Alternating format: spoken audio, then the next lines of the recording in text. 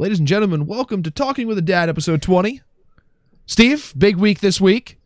Big week. This is the week that we announced the books we're reading for the challenge. We're going to go over the challenge again. We'll start from the top, and we're announcing the punishment, which I think is a good punishment. Well, it's only a punishment for me because actually it's your everyday, right? It's your everyday with the show. No. So let's start from the top. First of all, Steve, can you move your webcam down a little bit? You're kind of like lower third here. I like you to be more center frame here. That's a little more up. You and your Christmas pajamas. That's exactly what these are too. But there you go. They're our sponsors for the week. They're Christmas pajamas are for sponsoring. Christmas pajamas. There's like I have my plain plaid ones on. There you go. Hey, you got those good Puma socks on. How many came in a pack? I only wear Puma socks. How many came in a pack? Was that a 20-pack or? No, I think it was a 6-pack. You go to Sam's Club and get yourself a 20-pack of nothing but lefts. No. Right? No. I only shop at the finest establishments for sockage. Generally shop Walmart? at TJ Maxx for socks. Yeah. Just because I know where to walk in, I know where they are, and I know how to leave the fastest. I shop like a man. Every time I go to TJ Maxx, I always feel like I'm walking into a portal of a time. Forgot. Don't even ask those guys a question like, hey, No. you know where they're like, what? Questions? Inventory? I'm here to put shit out. What? I don't know. Told you we were playing baseball.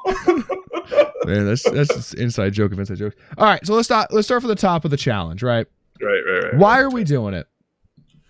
Because Americans don't read. Oh, sorry. To create content for the channel, right? We're gonna try a little different facet of some content here. Also, it's just gonna be fun, I think. Yeah. I don't read enough, right? I feel like I don't read enough. I'd really like to read a lot more. Yes. I don't read enough, so this is gonna force me to get into the habit. That'll be nice. You know, it's going to allow us both to expand as people. Although you're probably just reading books you've read before. It's like a cheap way out. Yeah. Well, I've run into books I've read before, but it's a collection. All right. It's a collection of books. Okay. So what's the challenge, Steve? Lay it out for me. Challenge is we're going to read 1,000 pages in a month, right? In the month of March. In the month of March, we're going to read 1,000 pages. And the consequences are what, Zach? The consequences are if you lose, right? If you read less than 1,000 pages, 999 and down, you have to create 1 week of Gaming with a Dad content by yourself. You have to record the video. If Steve loses, right? Let's just use this as an example. If Steve wants me to be in the videos, he has to set up the time. Okay. He has to do the recordings, right? He has to take control for a week, right? He has to do the video editing, and he has to do the uploads, including titles and such, right?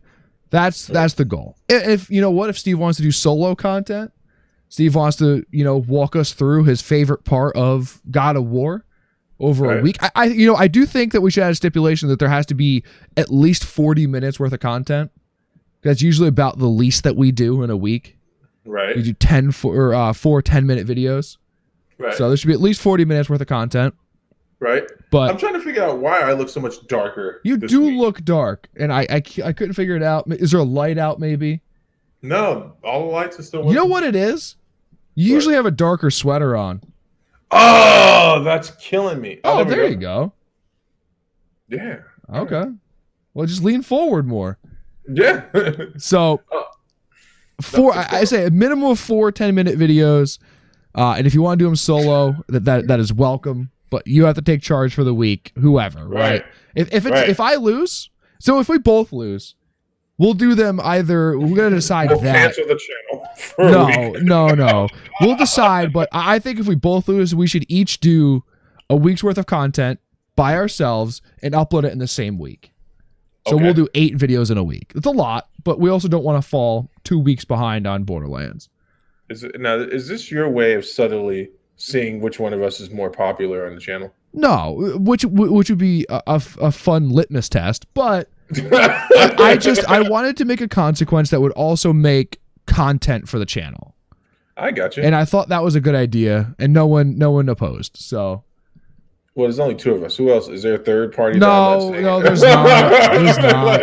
I get 2 votes. If I get a text from some guy like, "Hi, I'm your other editor," I'm gonna freak out. It's okay. I was just wanted to know if I could do this for you. So, what are your thoughts here?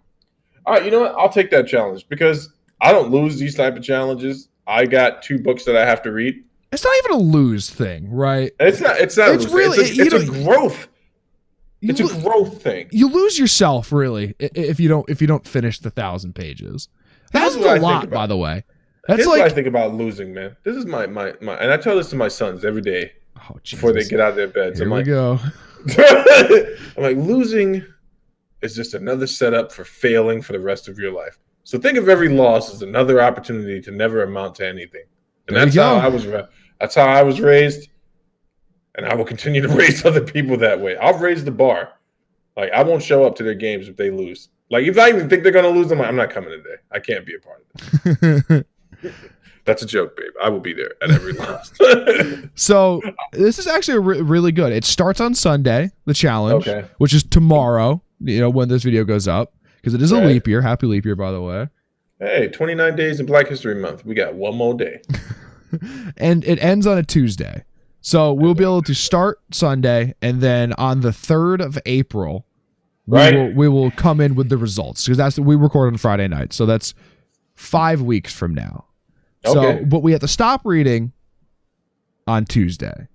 Okay. We could use Tuesday to get to it, but so I did a little bit of math. It's actually a little bit less than my math I did. It's only about 33 pages a day. Yeah, that's nothing. If you really break it down and really think about it, it's not bad. Right? No, it's not bad at all. It's actually a little bit less. There's 31 days in March. So, 30 pages a day? Totally doable. That is totally doable. Listen to me. So, what are you reading? I am reading, and I've never read it. And we talk about it on this upcoming week of... Do audiobooks count? No. I have decided that by myself without any consultation. I am reading the complete edition of Lord of the Rings. I know my camera is mirrored. I'm sorry. That's what Discord does. But the full edition of Lord of the Rings, it's just over 1,000 pages. If there's really there's 1,500 pages or 1,300 pages in this book with prologues and appendages, right? Is that what the right word there is? Appendices. But I've broken it down from start to finish. It's actually it's 1,005 pages from where the book actually starts to where it actually ends. Okay. So this is perfect size. I'll be able to read this. And I'm excited. I've never seen the movies. It's 1,010 pages. Okay.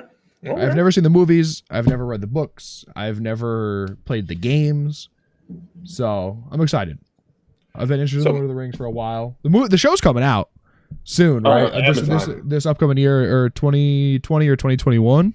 So this will get me right in line for the show coming out. It's all the books. So I'm excited. Good stuff, man. What are you reading, buddy?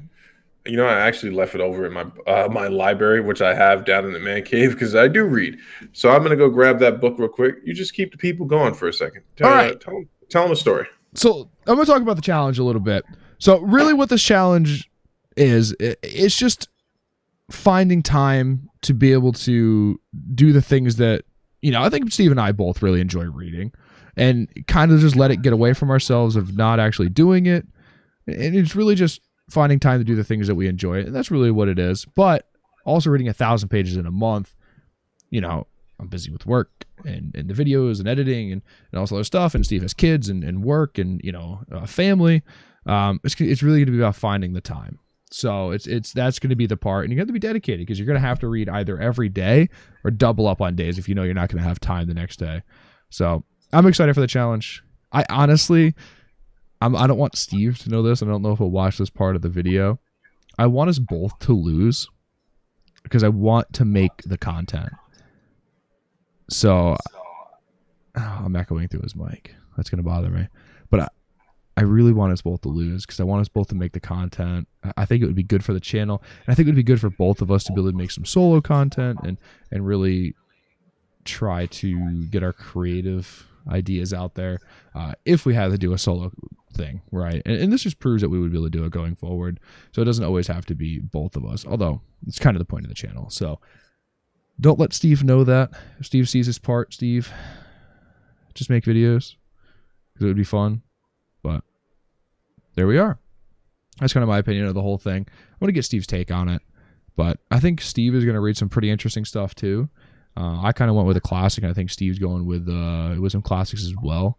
Hopefully he's back from his escapade over on the other side of the palatial estate that he has over there. And he's back, ladies and gentlemen. He's back. We're excited to see coming up here in just a second what Steve's going to be reading. I heard most of what you said, but then when you started drifting off into the lower tones, I have no idea. Wait, up until what part did you hear? I heard the part about you want us both to lose because for the content. Well, fuck you, Steve. Come on, man. I'm a dad. I got like extra. Okay, that's fair. That's fair. All right. Not to mention my headphones are way too loud and I'm probably going deaf. So here's what we got. We're going in with the heavy hitters. The complete C.S. Lewis signature classics. That includes Mere Christianity, the Screwtape Letters, the Abolition of Men, The Great Divorce, The Problem of Pain, Miracles, A Grief Observed. Okay. That one book is 710 pages, if you can believe it. That's all it is. Okay. And then I'll probably cap it off by reading a book that I started, but didn't make it through because I just didn't have the time. The Insanity of God. Okay. So this is about missionaries. It's a story of a family that did missionary work over in Africa. Okay. And so this is a little bit harder. And I'll be completely transparent about why I put this book down.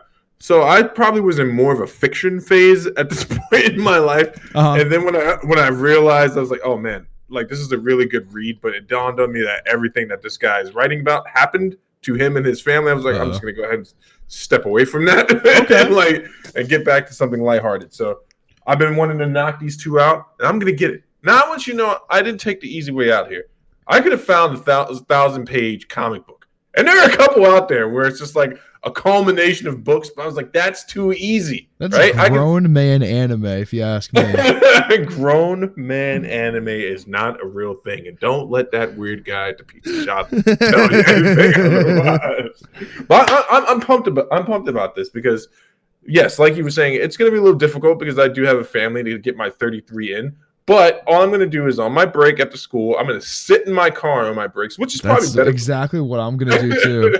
Which is probably better for me mentally than sitting in that. I'm going to try to do half and half. I'm going to try to do 15 at work and 15 at home.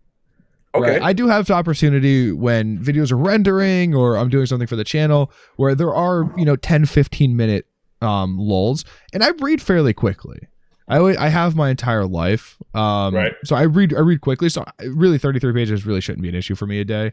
Right. I think I have, what do I have up there? The Artemis Fowl series. I don't know if you've ever read it. It's a fantasy book, right?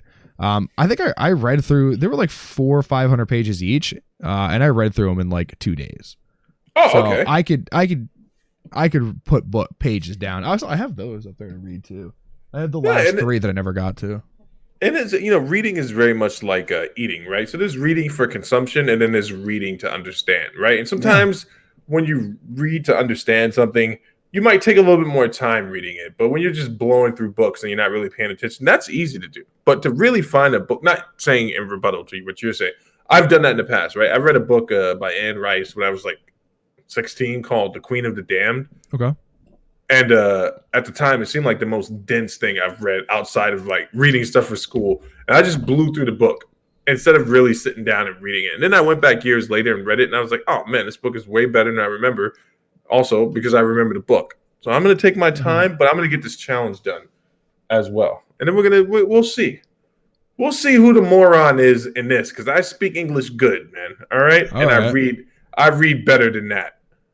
All right. I like it. I like it. No, I'm not. I think the challenge is fun. I think it's interesting. If this goes well and it gives us a lot of good content for the podcast, for the show, we're going to be doing more of these. Maybe not just reading challenges, maybe other kind of challenges, but Yeah. Jiu-jitsu challenges, ankle pick challenges. Let's challenge Joe Rogan. Let's wait for him outside of his favorite kimchi spot. Like, you listen here, you little ball bastard. This is going that ankle pick that I sent you today of Yoel Romero was hilarious, wasn't it? Dude, you know what's funny? I totally sent you that first response text by mistake, and then when I read it, I was like, "That's actually perfect." Like, that was a total pocket text. By the way, I'm slipping into old manhood, and like just I pocket call you at least 8 times a day, and I'm sorry about that. I didn't even notice. I was driving back home, and I didn't even notice you had called. You left a voicemail too. Yeah, 5-minute one. That's when I was like, "What the." I didn't listen to it. It's just gonna be me complaining about the price of things. these fucking apples went up in price again. Damn, hey, what's your name? Timmy. Get over here for a second. Why are a dozen apples only $3 now when they $2.75 last week? And why there are only 12 buns in here, but this pack of hot dogs is 16? What do you guys? That is annoying. I've noticed that you get hot dogs are like in packs of like weird numbers, like 14 or 18, whatever, and buns they're like 6 or 12. Yeah, because there's a bun shortage apparently, just like there's a duck sauce shortage whenever you order Chinese food. Not when you go get it, because they'll throw the stuff at you then. But when you have it delivered, yes, you get one duck sauce. You get 37 spicy mustards. Yeah. Who cares about the spicy mustard? You know, it's okay every once in a while. You keep them in a little bin in your house, and they never go bad. They never go bad. There's so much preservatives in them. But every once in a while, you get that spicy mustard out. You squirt it. I was like, wow, this is good. Why didn't I use this for more things? And then you're like, that sick afterwards. Fucking duck sauce. I got one of them. I can't even use it for my egg roll. I sat down in the teacher's lounge the other day, and someone had 2 egg rolls, and I'm just sitting there. I'm like, so whose egg rolls are these? And he's like, they're mine, but you can have them. I'm like, are you sure? Because I'm not joking. So if you're joking, I'm not joking. So it's been about a week now. We're about a week removed from Wilder versus Fury. Have you went back and rewatched it? Have you went back and watched it? First of all, you didn't watch it, right? You didn't watch it. No, but that was amazing that my computer updated right at that moment, shut down. That was brutal. But I've watched the highlights. I've gone back and watched the breakdowns of the fight, round by round, and the analysts and stuff like that. I have not watched the fight through and through. And in all honesty, I don't need to, because once you see the first round and the last round, you get a good idea. So I'm going to start with the excuses first. Oh, hilarious. So actually, let's go back to our last episode. So I had called that, Fury was going to win, but I thought he was going to outbox him. I just thought he was going to, and I really thought he was just going to beat him up. You called it perfectly, by the way. I called it the exact opposite, but you called it perfectly. But here's the thing, right? I don't know why I didn't see the obvious signs. Like, I remember you telling me, like, yeah, there's stuff about Tyson coming in too heavy. I was like, man, I hope he's taking this fight seriously. It did. I don't know why it didn't snap. Like, oh, he's coming to knock this guy out. And he did exactly what you have to do to Wilder. So we'll start with the excuses. By the way, Tyson Fury, very classy in victory. And even Wilder, very classy in defeat, has not said anything to disparage this man's name. Tries to steal a little glory away from his victory. But right, the 40-pound suit. I wish we had screen share so we could pop that type of stuff up. like just right now. You saw Van Wilder. You saw Wilder's entrance outfit. It's crazy. I don't know why. Hilarious, maybe even. I don't know if I can call it crazy. I don't know what it was, but yeah. So before we go any further, though, have you heard him say on Rogan that he trains in a 45-pound vest? No. He went on Rogan, a year ago almost at this point or more. Uh-huh. And he's like, hey, I train in a 45-pound vest, so when I go in there, I feel lighter. I have better cardio. I have better gas tank, right? So you said you train in a 40... You can't make that excuse. No. Like... You can't fucking make that excuse, especially after like, you know what? If you were like, man, that was a 55-pound walkout uniform. I don't even know what to call it. Cosplay. It was a cosplay. He definitely looked like a villain. Right? If you walk out, it's like 55. All right, it's 10 more pounds, man. I get it. It's a little crazy, right? But you at one point are on record saying that you train in a 45-pound vest. I can't deal with this guy. Dude, so there's one person that says that, okay, maybe, and that's Luke Thomas. Luke Thomas was like, he was like, maybe this can happen. Doesn't make sense in context with the whole training 40-pound gear on prior to a fight. Roy Jones Jr. weighed in on it, and he had something interesting to say. He's like, now, I'm a guy who's played basketball, full basketball games before. He was like, when I'm looking at when I'm looking at Wilder, Deontay, he was like, he looks stiff coming into the fight. And actually, in retrospect, it's easy to say this stuff now because he lost, but he looked kind of tense leading up to the fight. Okay. And I'm not entirely sure what that was all about. Maybe he did have some personal stuff going on. But the 40-pound suit thing, that doesn't make that a good excuse. That just makes that poor judgment on your part. Correct. Right? Why would you wear something like that prior to a fight? Like, Tyson came out like a big old doofball as well, but he was carried. Right, but he always does, though. Yeah. Right. The only people that hurt was the guys underneath him. Like, they're the only ones struggling. He's a big boy. Yeah. So I'm not buying it, man. What I am buying is that he got exposed. Yeah. And he got exposed. I didn't even know he fought in the Olympics. I didn't know he placed. I don't know how that happened. But he got exposed, man. He got exposed by a superior boxer. And it sucks because that's what happens when you put someone with that skill level in with someone who basically, I don't want to disrespect him by calling him amateurish. Like, he has amateur level skills, but compared to Tyson that night, that's what it looked like, and that's what happens. Definitely went out there and really gave it to him for sure. I don't know if I want to call it amateur, but he, I don't want him showing up here. He definitely didn't make him look good. I'll give you that. He placed bronze in Beijing in 2008. Wow. We got to remember that's amateur boxing.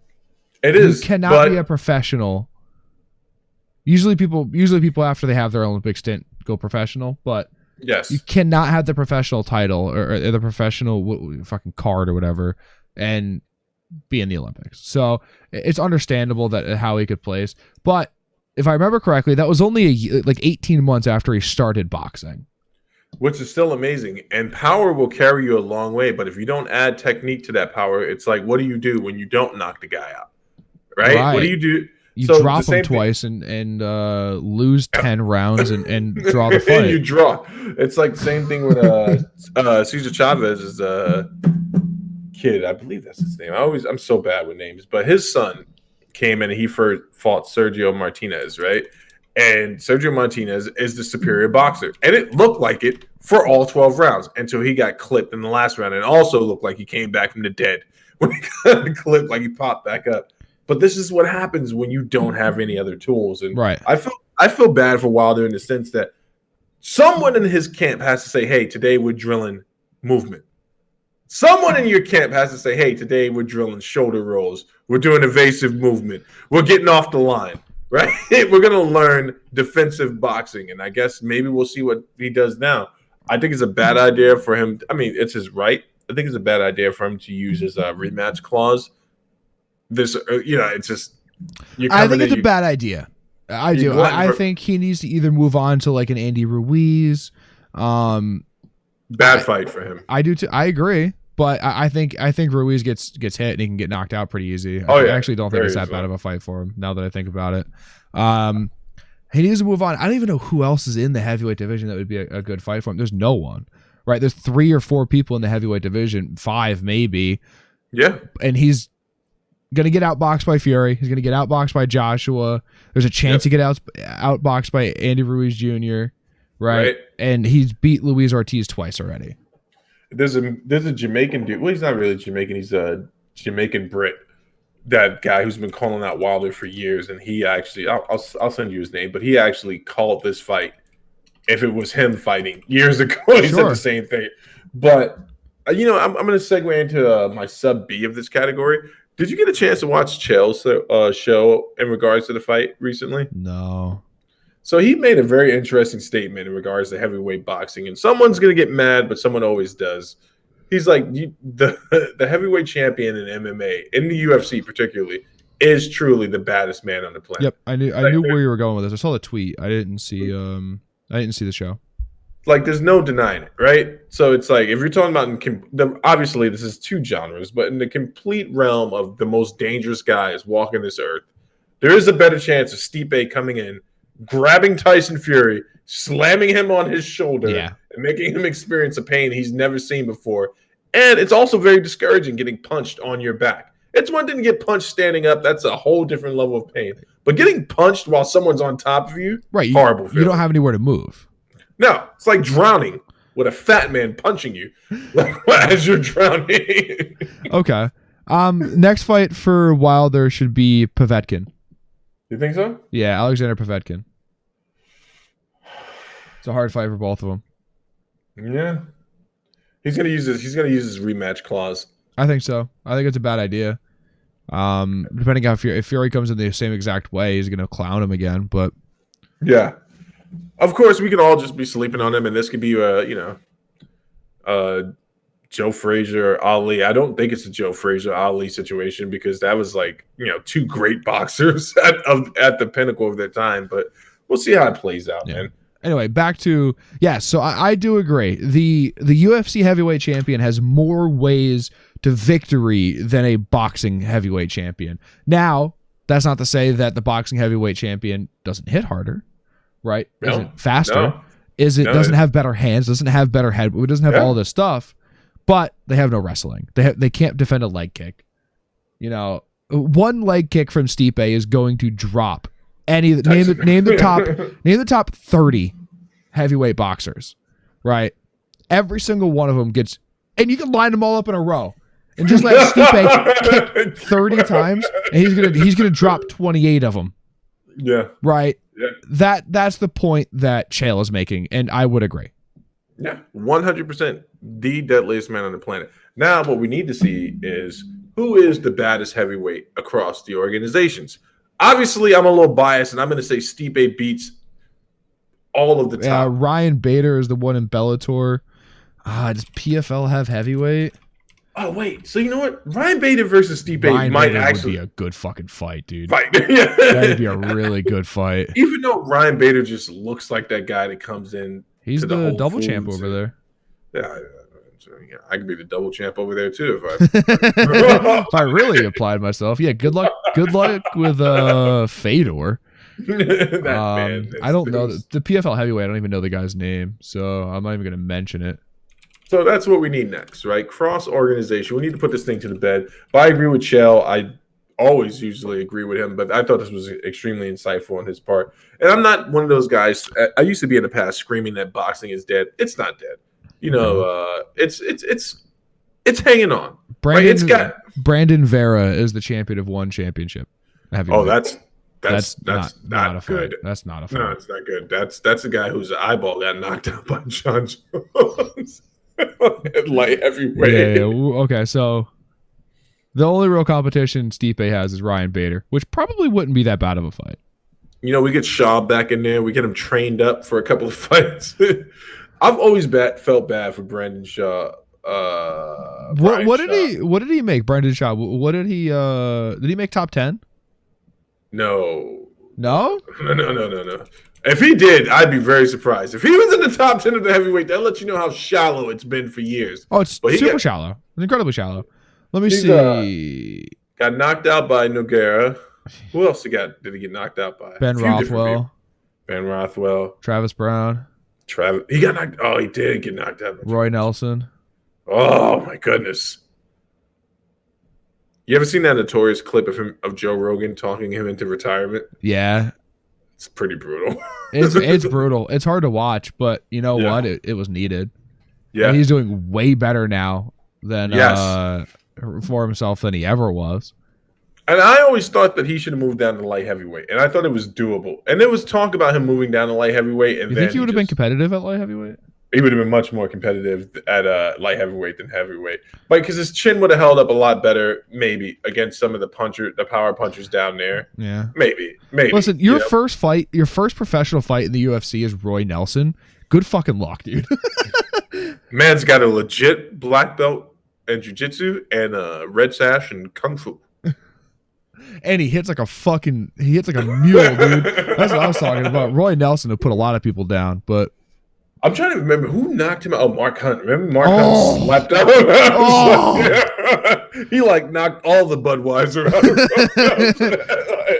Damn, like, hold that. I love Mark Hunt has maybe the single best knockout reel. Yeah, his walkaway knockouts are amazing. Right, and he's done like 15 of them or something. It's insane. He has it's left hook, right? That's disgusting. I'm trying to think. Right uppercut. It's the right uppercut, I think. Right? I'm trying to think. I'm like trying to envision it in my head. I think Mark Hunt has this disgusting left hook. No, it's an uppercut. It's an uppercut. It's the uppercut from down under because that shit. Okay. The only time I feel bad for him with that Brock Lesnar situation. He was like, all the steroids. Yeah, and he lost that. He lost the lawsuit too against the UFC. Yeah, quiet as kept. Well, he just knocked out whoever that was with a right hook. Oh, that's right. He had this. It's the jumping hook, depending on who he's fighting. Listen to me. I just want to talk about one thing, right? So this means nothing to you. Okay. Nothing. This means nothing to you. We're going straight down the line today because I've been waiting to talk about this forever. Mr. Business Acumen, Mr. Philanthropist, Mr. I don't know where else I'm going with that. AT&T, the true owner of Warner Brothers, apparently. Yeah. Okay. We were talking about this during the week, and I forgot about it up until this point. Go ahead, buddy. I'll never let you forget about it. They might drop DC publications. Just the comics, right? Just the comics. But so in theory, you and I buy DC comics for the 7 cents that they're worth. Do we get the rights to those characters, or just in print? No, across the board. So if I buy DC comics, I can't write about fucking Batman. No. Let me ask you a question. Do you own your PlayStation games? Oh, here we go. So technically, you own the physical disc, but you do not own the game because you cannot modify it. Therefore, you don't own it. Right, but here's the thing: the parody law and stuff like that, where you can just you can make the fair use. You can make That's how all that fan fiction stuff exists, and they don't get stopped. Right, but hold on a second. But if I buy DC publications and I have to write about Matt Band, right, and I can't write about Batman, then it ruins the idea of selling DC, right? No, you can write about Batman.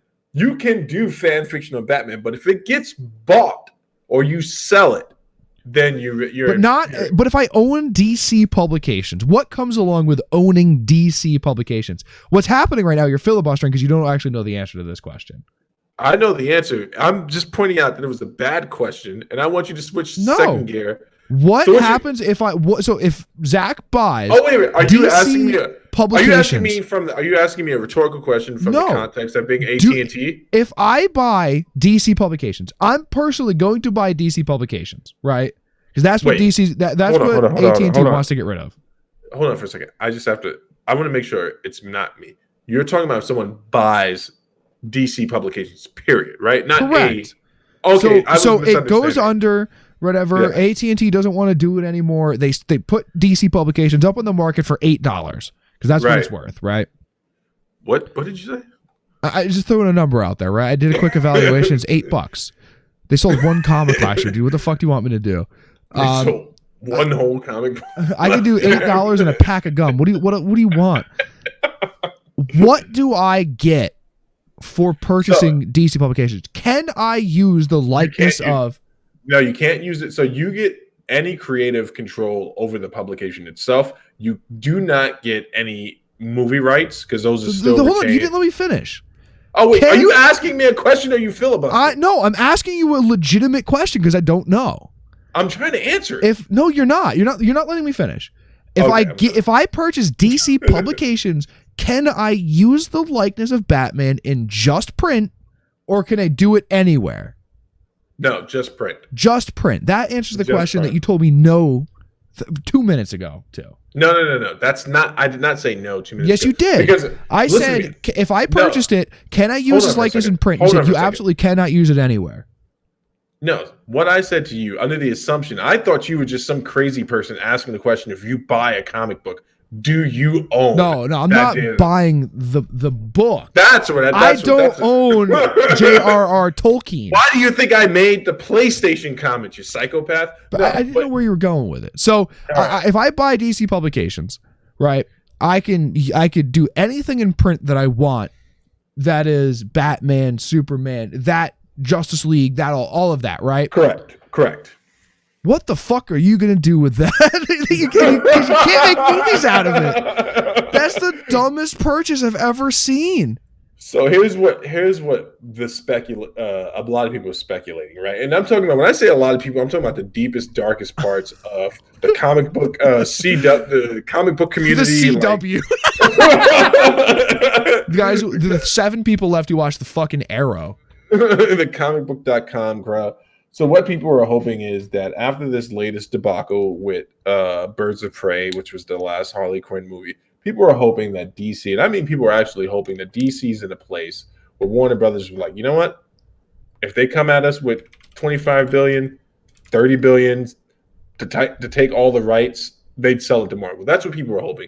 If you buy the publication itself, you can only produce the content within the books. But I think that might re-galvanize some comic book sales over on the Marvel side, which is obviously doing a lot better than DC on both fronts right now. I actually think Batman outsold Spider-Man last year, but I have to go back and check that. In comics? In comics. Okay, I don't know. I think I have to go back and check that. If you want to check that stat out, go check out Comics Explained, and that guy always has the stats. But wow, so that's what Prey did. What, 80 million total? Totally underperformed for them. 85 million. What was the budget? More than that. Well, they lost money on it. I think it was like 100 million. You tell me. I'll figure it out. Yeah, I'll figure it out. But so that's what people are hoping. People are hoping that if the publication gets, hold on a second. The budget was 100 million, and box office so far it's made 178 million. Okay, so it made a little money. They doubled your money on it, unless someone took back end points, which is the way to do it. But yeah, that's just enough to pay for crafts and all the other stuff. But people are just kind of hoping that this is the next step, that Marvel will step in and buy out the entire property, which you can make a valid argument. So let's see. To this date, how many billion-dollar franchises have LPs have they had?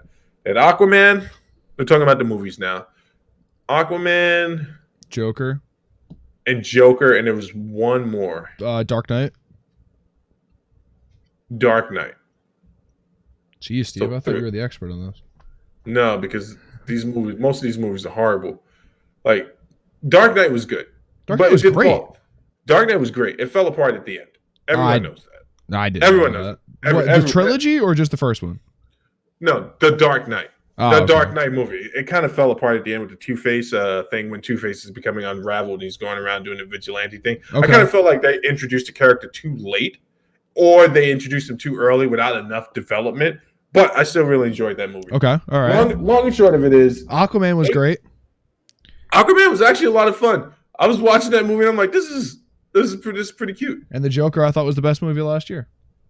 You thought, or it is? Well, I mean, I thought it was.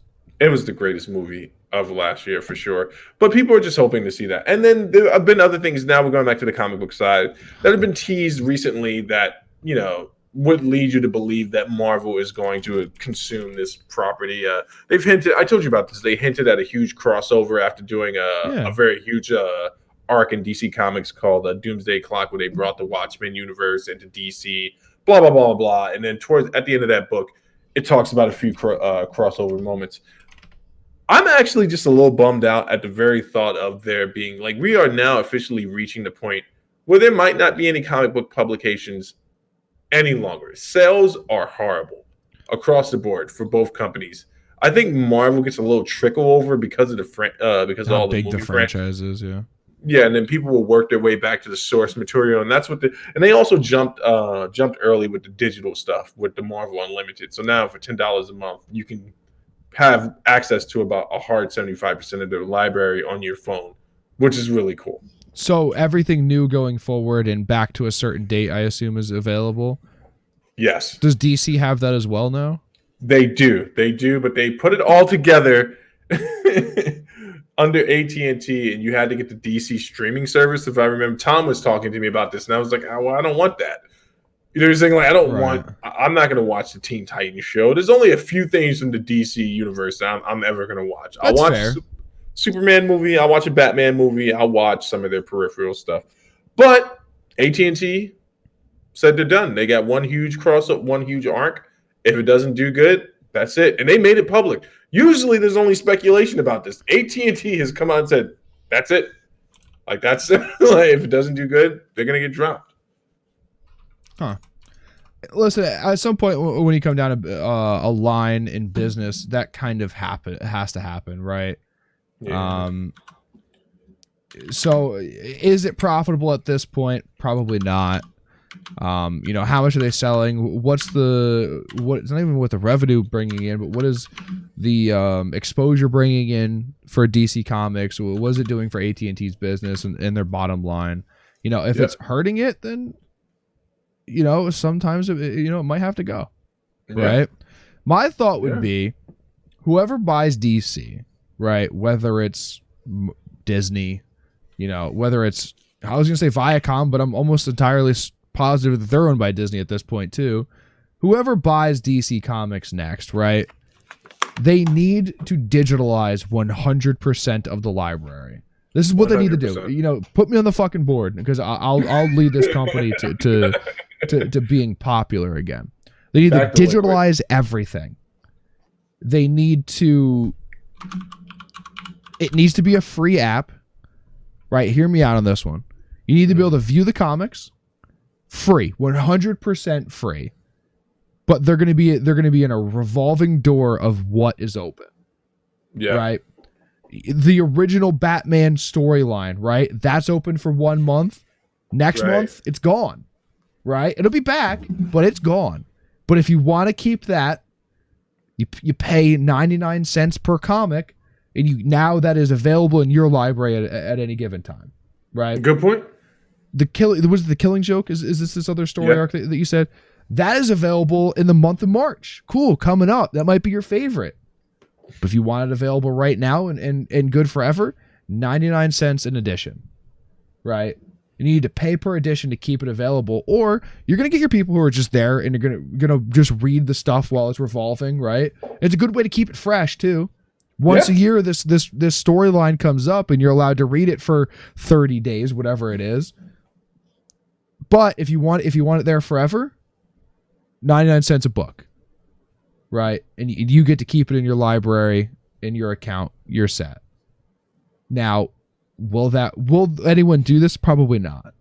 No. But that is the way, and it has to be 100% digital. It has to be 100% digital going forward, because adding shit to your digital application is fucking slightly more than free, right?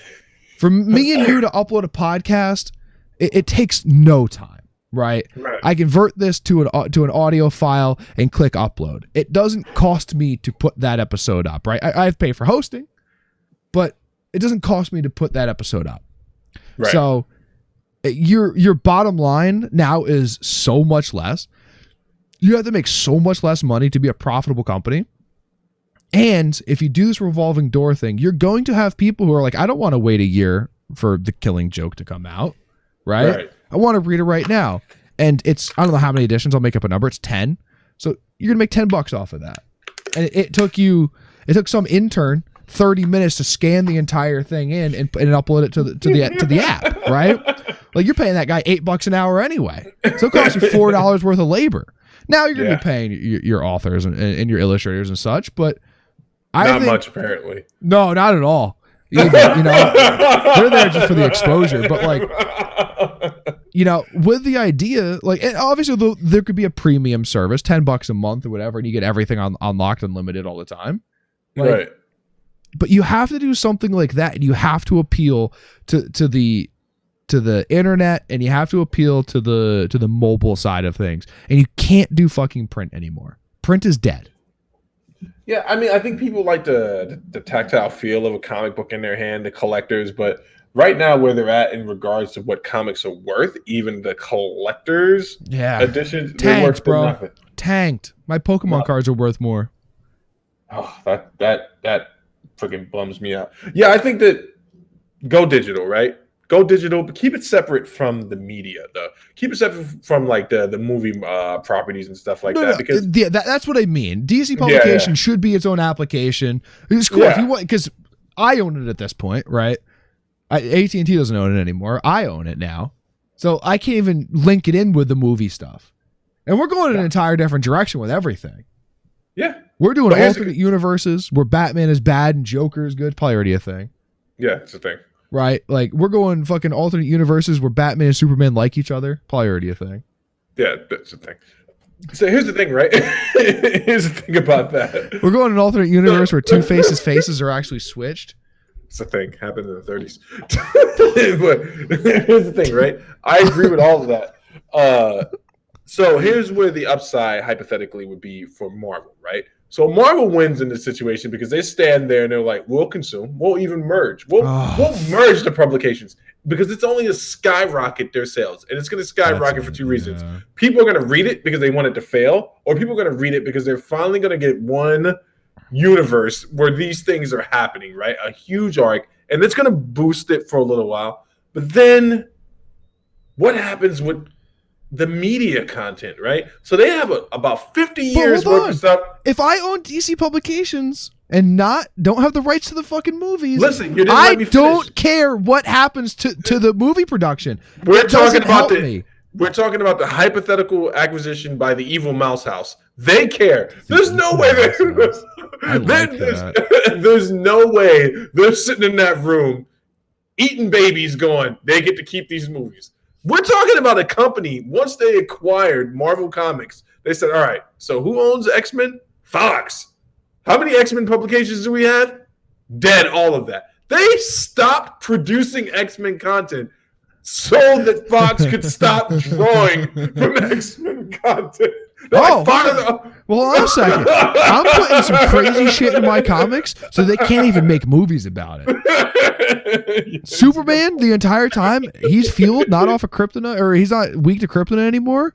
He has to eat babies to keep going. That's another comic book called The Boys. No, that guy just likes to in that one. What the fuck is his name? The Captain or some shit? The Patriot. The Patriot, there you go. I watched that series and still have not watched the last episode. You haven't watched it? I have not watched the last episode. I watched 7 of 8 or whatever it was. Oh man, go watch that. Season 2 is going to be coming out soon. Oh, I won't watch it. You won't watch it? Nah. You'll watch it. I haven't watched the 8th episode of this fucking season that I binged in like 3 days. That's not binging. That was like heroin addicts binge all their heroin. They don't binge and then save some for next month. No. They try to do that and they call it a wake up, but they always do it that night, and that's why you always see them out running around. All right, let's Zach. Since we're talking about business, what is you've alluded on this show before about starting a business and being business minded. Me on the other hand, I'm with Bernie and these guys, right? Just give me the money and fuck it, I'll be here. I will burn it to the ground. I'll run this thing down like New England. But what is your perfect business? But I don't know. I don't know. Right? If I had an answer to that question, I would have started a business by now. Right. I've spent a lot of time and a lot of sleepless nights thinking about what I would want to do if I ran my own business. Are you like sitting in the dark, pulling the light and turning it on and off, looking at No, but I spend a lot of time thinking about fucking business and looking at businesses and seeing what their business models are and like stuff like that. I just enjoy it, right? I don't know what my perfect business would be. I know for a damn fact that whatever business you start is not going to be profitable for the first few years. Oof, yeah. That scares me, right? The first 3-4 years, and if you're in a restaurant, maybe 7. Yeah, I have a friend that's going through that. Right, the first 4 years, you're definitely losing money. 4 through 7, you're probably breaking even, and then after 7 years, you become like a distinguished restaurant, and then people will start really, using it as a gathering location. And that's kind of what you want. Building computers on the side, like, and trying to sell them on the internet, like an Origin PC. I think there's too many of it. I think it's too saturated, right? And I don't think I could do anything that would differentiate myself from the rest, right? The only way I would even think about doing it, and I think it's already being done, I think Origin is doing it now, is doing custom laser etchings on custom cases. I definitely think Origin does that. They do custom sleeves, they do custom water cooling, like, so all the stuff that I could do would it's kind of already done somewhere else, and I just don't think by myself I could do it at a more efficient and higher quality level than like an Origin or something, or an Xmedia. Or is it not Xmedias? There's another company that does it. It starts with an X. I know what you're talking about. Yeah, Xmedias is totally something totally different. Yeah. What is that? What are you talking about on our channel? It's a email to fax service. Oh, okay. I thought you were talking about one of those fine establishments in Van Nuys, California. No. So, honestly, I don't know the answer to the question. There is no perfect business, really. Let's be honest, right? Every business has its up and downs, and no business is recession proof and all of that. So, really, what is the perfect business? I don't know.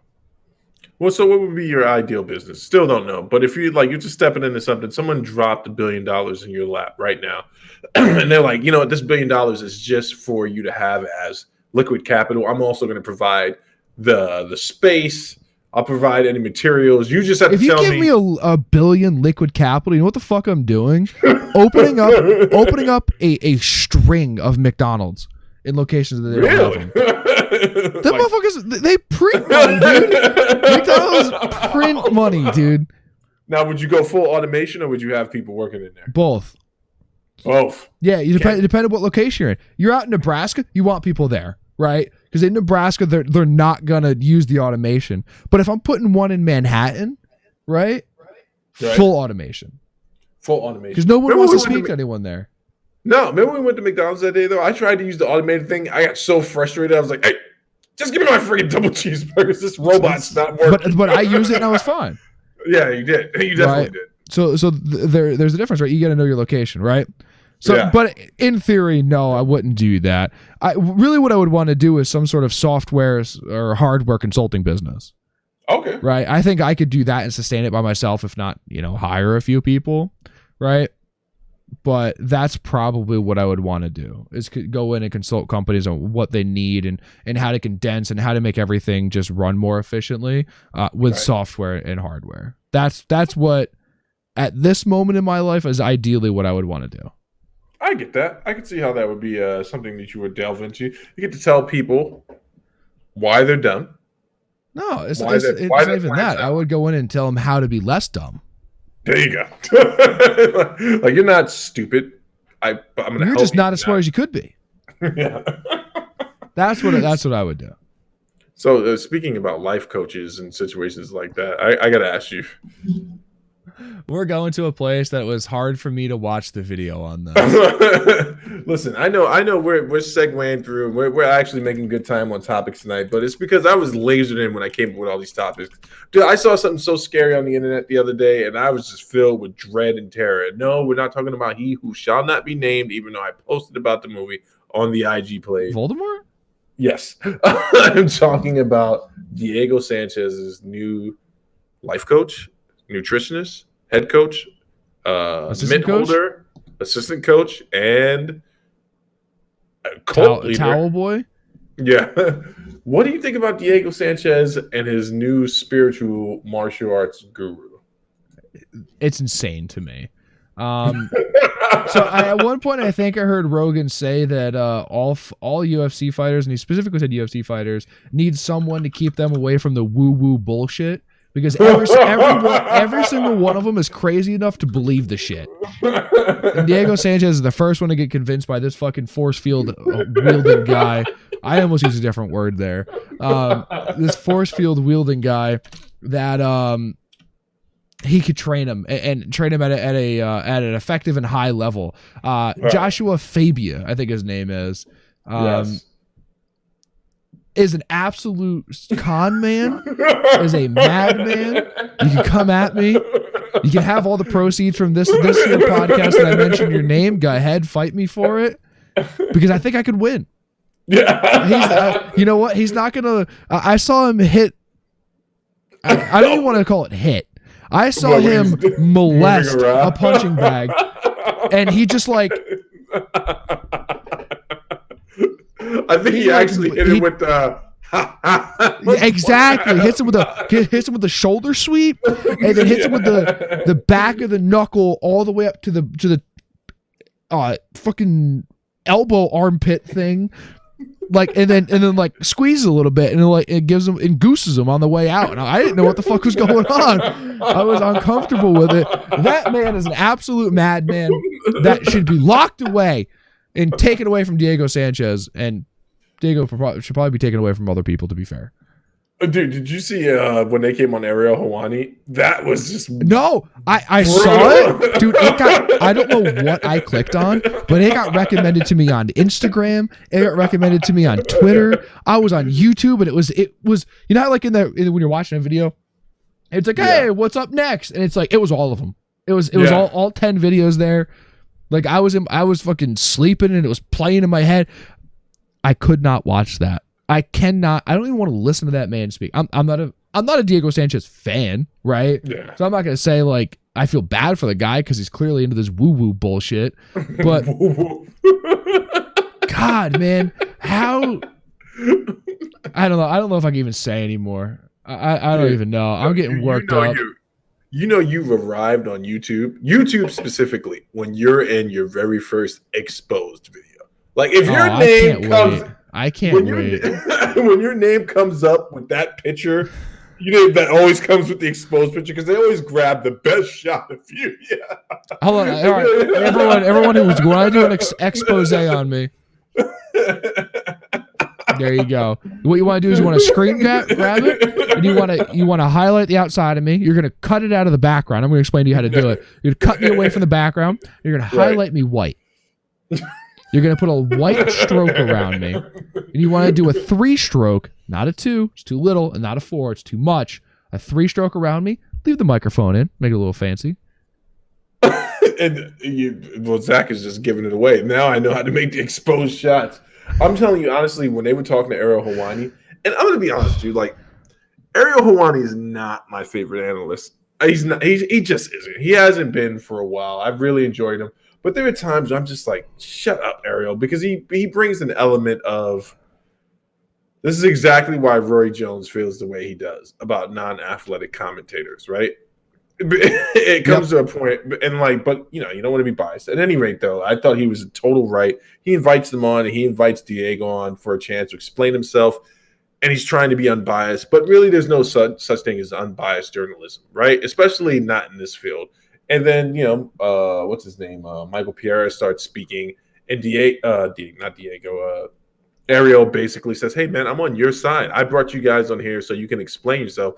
Don't bad press me because that's a lazy answer. Like you're not getting bad press because the press is evil, which can ultimately be true as well." You say Michael Pierre? What's his name? Joshua Fabia. I'm sorry. Michael Pierre is the guy who does backflips and gasses himself before he gets to the ring. Yeah, that's psychopath. Yeah, I'm talking about what's the coach's name? I just lost it already. Joshua Fabia. Don't say it too many times. He might pop up behind you. I welcome it. I welcome it. He's sliding around you. It's like that. You remember the old internet video where it's the guy's like, "I'm a snake," and he does the little slithery thing with his tongue? He would do that behind me. That would freak me out more than his ability to fight. I promise you that. He reminded me when he was moving around that bag of deaf, greased up guy from Family Guy.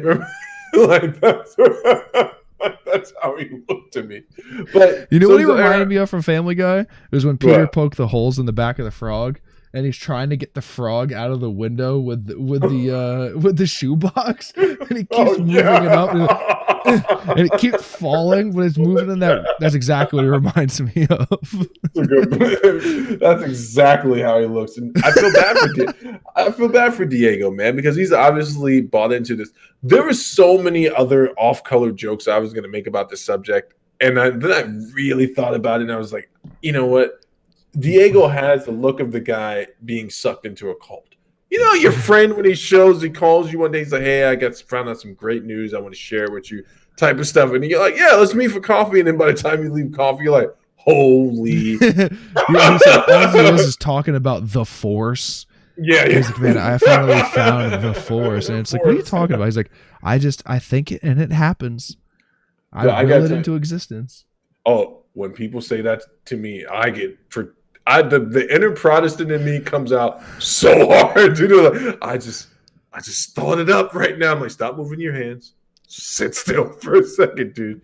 But here's the thing. Diego's going to get hurt, right? So when does the UFC step in and say enough is enough? When do they BJ pin him? Because if I'm Dana White and I'm seeing this, I'm like, what I don't need on my hands is this guy coming in doing a crane kick, which was pulled off in the UFC by Lyoto Machida, knocked Randy Couture clear out. But that's Lyoto Machida.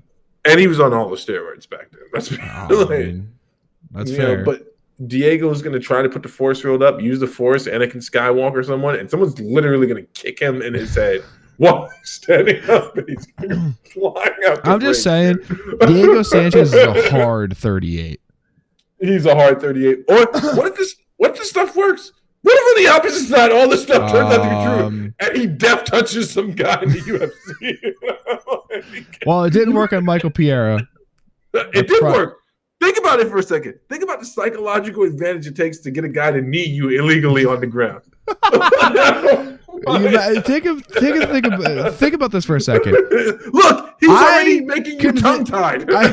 Because I wasn't sure how I wanted to get this joke out there. Because I convinced this guy telepathically to beat the shit out of me. And I'm just going to slightly move at the right moment, and he's going to throw a knee. That was legal when he started the motion. So, enough with the coach, right?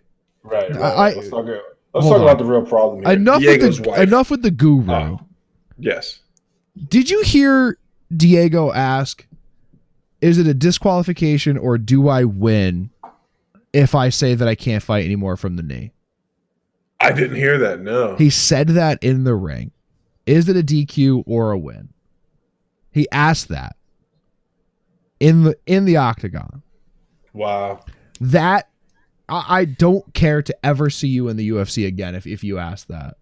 Right? Anthony Smith could have easily gotten that victory over John Jones if he said I couldn't fight anymore. Right? Yeah. But he has what's expected of you in the UFC to say, no, I can fight. Give me a minute. I'll be okay. Right? There's been a very few times where it's like legitimately happened. The Stevens Yair Rodriguez where the eye poke, right? That was really bad right early on. That happens. I could see that happening. But for you to be cognitive enough to go, yeah, was this a victory for me? Or like, what's going on? I think you automatically lose because at that point you're looking for the easy way out. Yeah, and you know what? I'll give someone the easy way out in context of what this is. We're talking about the worst type of not the worst, the most dangerous type of prize fighting. But let's be honest, dude. You were losing that fight badly. Badly. There was a few 10-8s there. So ironically, that same night there was another fight where a guy got same night, 2 illegal knees, but he got knocked out, flash knocked out for like 2 whole seconds. Came back, and he's like, "Yeah, we'll run it back." He's like, "Cause I don't want to win this way." Diego actually looked kind of like, yeah. You know what I'm saying? Did you see him afterwards say the fact that he took record low damage after that fight? Yes. I did see that. Because it also leads me back to the guru who's talking about, but if you look at the beautiful movement, if you look at the guru, he tried at one point to use a force field in that fight, by the way. He used it it multiple times and it worked. I'm telling you, this stuff is real. What does Joe call it? The woo-woo? The what? Yeah, the woo-woo. I like it. I'm adopting that into my regular vernacular. That is it. Off camera, I'll tell you a joke about what Michelle Obama's granddad said. That was pretty funny, but it's also not for public consumption. Do you know him personally? Yeah, well, of course. No, of course not. My mom read the book, and she, like most mothers, relayed the funniest parts of the book to me. Okay.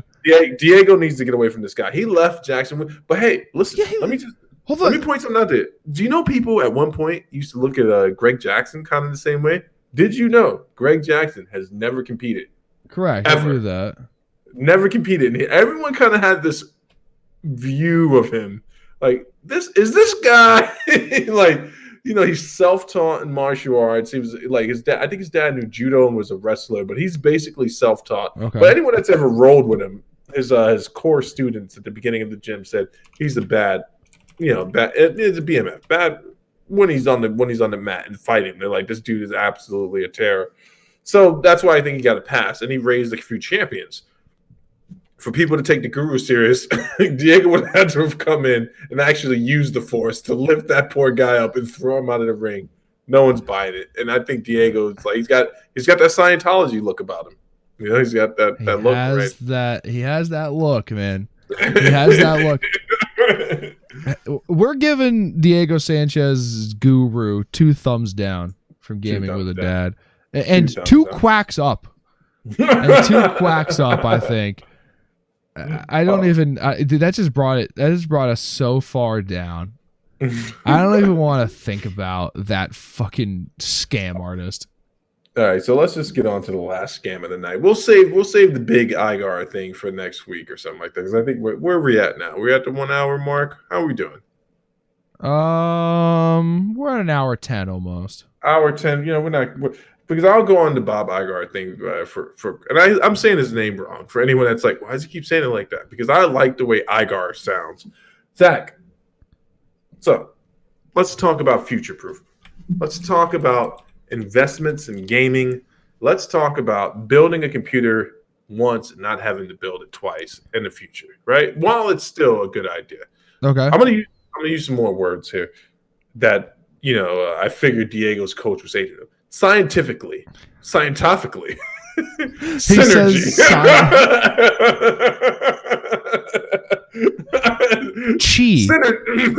Synergism. No, all right. So I've been dabbling with the editing and stuff like that. And I've let you talk bad about Margaret Thatcher, which is my computer. I call her Margaret Thatcher because she's small, but she packs a punch. You've changed the name so many times. But I want to talk about what my next obvious upgrade would be for content creation and gaming, since this is a gaming and content creation situation we got going on here. Sure. So what do you think, man? Because it's looking like CPU prices right now are dropping. And I don't understand why they're dropping so drastically. New CPUs are right around the market.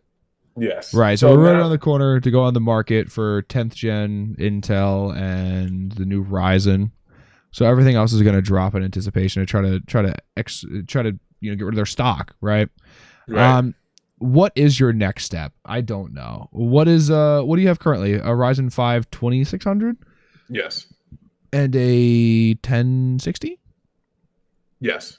Okay. What are we trying to do? Here, I got to ask you questions. What are we trying to do? Trying to edit videos, right? Trying to be able to scrub in 1080p, right? And try to not have any lag. I'm sorry. Hold on for a second. What did you say? Scrub in 1080p? Yeah, so when you edit a video, when you go back and forth on the timeline, that's called scrubbing. Oh, see, I'm definitely from like the early 90s, early 2000s. I thought you were trying to say you're trying to suck at the best game resolution while being horrible at the game. Oh, I didn't call you a scrub. I didn't call you a scrub. I call people scrubs all the time. I actually use that. No, I was going to say that was like very clever. No, I was going back and forth on your timeline, right? Okay. And you're using Sony Vegas? I'm using the one you sent me currently. Yeah. Right. HitFilm's not great, but so it doesn't really utilize your GPU as much as I would like it. My thought was going to be if you're going to use Vegas or Premiere, you're going to want a new graphics card, right? That is your next step, a 2060, a 2070, something along those lines. And then you're good, right? But you're using HitFilm, which is what I use, which I'm probably going to retire soon, I think, and move on up to something better. I'll cancel one of my RuneScape memberships and be able to afford a new a copy of Premiere. Yeah, you need a new CPU as well, right? See that? Are you happy with your AMD? That's the question. You don't have anything to compare it to in that high a level of Intel, right? Yeah. This is your first gaming computer, right? So I don't expect you to have the experience that like I have, right? I've been a full Intel shop my entire time I've had a PC, but I've worked and built on probably more AMD systems than I have Intel. So I'm going to stick with Intel because that's what I've had good luck with. My 8700's wonderful. 8700 would be a good option for you. A 9700 would be a good option for you. Actually, you know what? Scratch that. I don't like the 9700. It's 8 cores, but it doesn't have hyperthreading. Right. So mine is 6 cores and has hyperthreading, so I have 12 logical cores, right? So it's slightly better. We'll see what the 10 series has. Right, you can go to a i9 9900. Those are coming down in price. They're about $505 right now. Those are really nice, actually, I think. Or you stick with Ryzen, and you go with a Ryzen 9, like a 3900, which is like $470 right now. I actually have a list pulled up in front of me. But with any of these, you're going to need a new motherboard, right? And if you get a new motherboard, we might as well expand on your RAM, bump you up to 32 from 16, right? Your next step is essentially building another computer. God damn it! Unfortunately, the way that it sits currently is the system that you built is perfect for gaming. You've never had a single issue other than the few issues that you have had. With Call of Duty and freaking Ghost Recon, but I fixed it. Yeah. You know, you've never had issues running a game, right? No. Everything that you've done has run really well. It's performed well. It looks good, right? So at this point, I might even say, keep your machine. Let's build your recording machine. So, okay, now this is what I don't understand about recording machines, right? I do understand, but let me just say some things, and then you just correct me as I go along. So you put an Elgato in your stream machine or your recording machine, and that is so that the computer that you were currently playing games on is utilizing that processor in the recording machine to encode videos. No? Wrong. God! So it's Linus!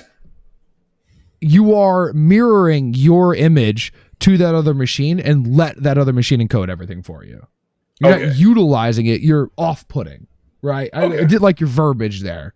You're going the right direction, but you're off-putting encoding onto a separate machine, but you're just mirroring your machine onto the other computer. Okay. And so when it comes to encoding, right? Correct. Your GPU does what it's supposed to do, but your processor is actually what's going to decide how well your device encodes a video, correct? You're 50% correct on this. Okay. So with your OBS settings, I think I actually explained this to you over a text, and I don't know if I ever sent it. I might have deleted it because I went super in detail. But so you use the H264 or whatever it is encoding, which uses your CPU. There is another option, the NVIDIA NVENC, NVENC, or NVNC, I don't know if there's an E in there or not, encoding, which will use your GPU to encode the video. So if you're GPU heavy, right, and you're not, you're actually perfectly like balanced, I think, in terms of computer hardware. But if you're like a Ryzen 5 with a 2080 Ti, you're gonna want to use NVENC because it'll allow you to utilize your graphics card and free up that CPU. So you could utilize either.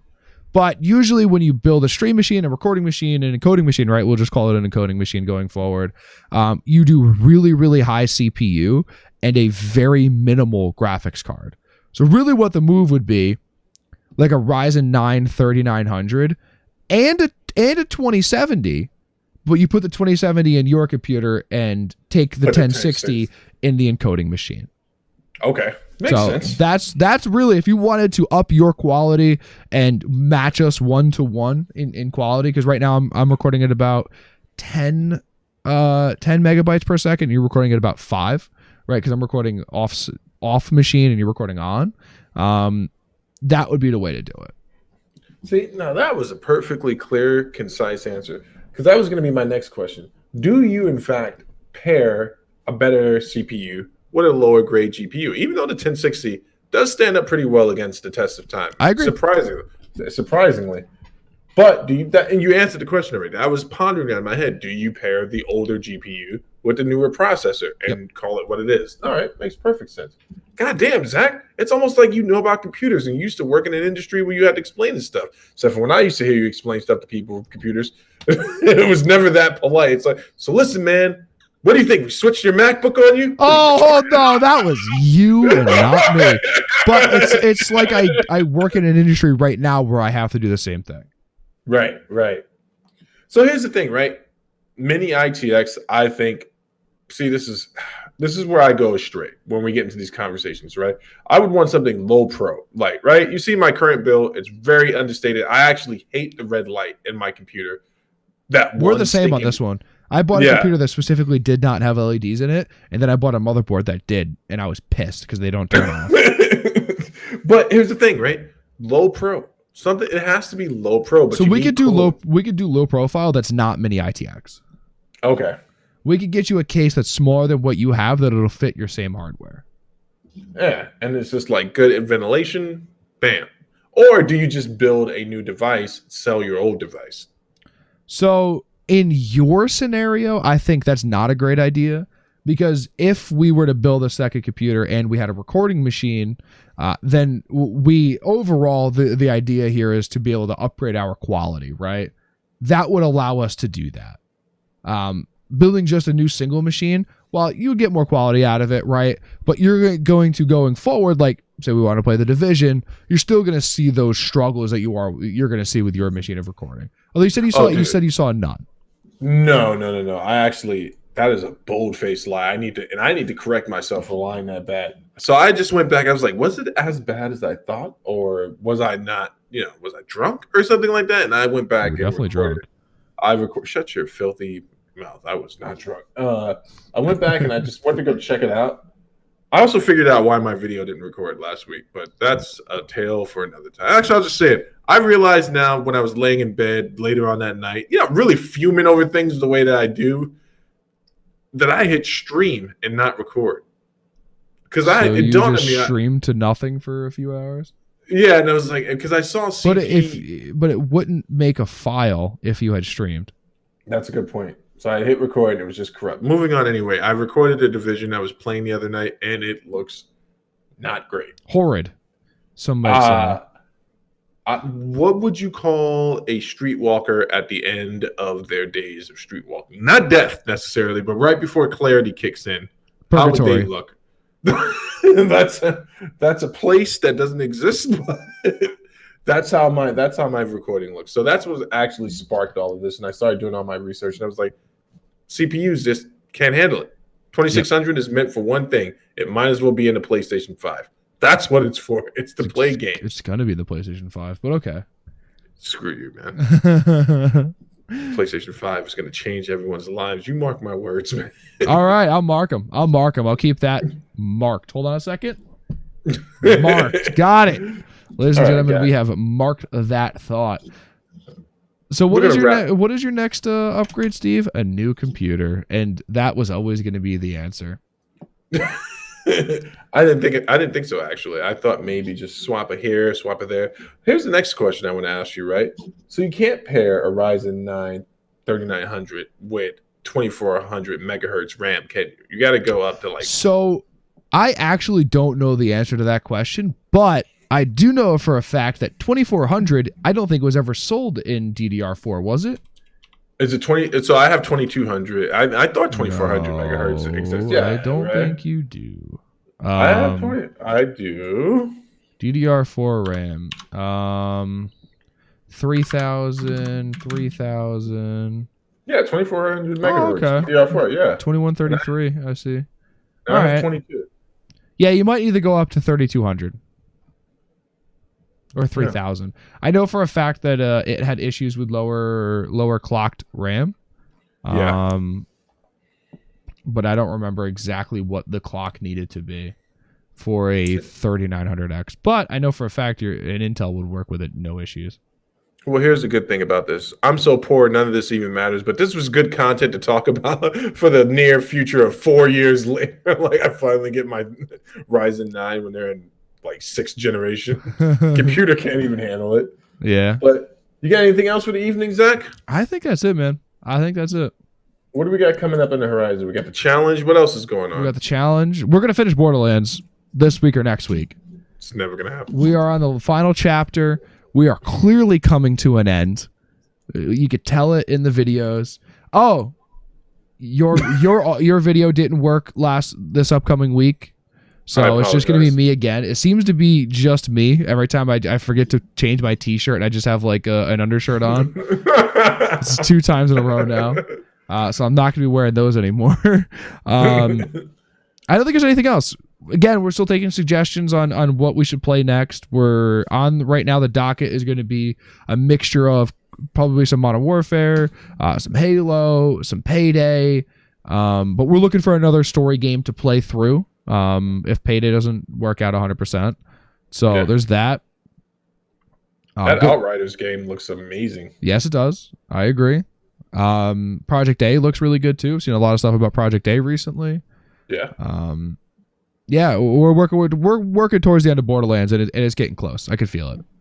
So that's really what's on the horizon. All right. Well, this has been another Talking with a Dad. I'm the dad, Steve, and that guy over there is who? I'm Zach. Thanks for watching.